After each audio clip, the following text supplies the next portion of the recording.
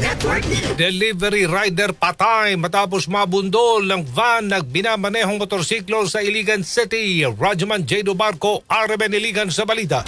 Patay ang isang 51 anyos na Food Panda rider na residente ng Barangay Palao, Iligan City matapos pamangga ng isang van sa intersection sa Purok 1, Barangay Kiwalan. Patay sa paunang investigasyon, minamaneho ng biktima ang kanyang Suzuki Smash mula sa Barangay Road patungong National Highway at sinubukang lumiko pakaliwa papuntang city proper. Sa mga oras na iyon, bigla siyang nabangga ng isang Toyota Hi-Ace van na bumabiyahe mula Iligan papuntang Cagayan de Oro. Minamaneho ang van ng isang 37 anyos na lalaki mula sa Lumbak, Lumbatan, Lanab del Sur na sinasabing nag-overtake at lumusot sa ibang sasakyan. Dahil sa lakas ng impact, natumba ang motorsiklo at agad na isinugod ang biktima sa Adventist Medical Hospital, ngunit ideklara itong dead on arrival. Parehong nasira ang dalawang sasakyan habang ang driver ng van at ang sasakyan ay dinala sa Traffic Enforcement Unit para sa patuloy na investigasyon at tamang disposisyon. Kasama mo sa RMN DXIC Iligan, Radyoman Jado Barco, Tatak RMN.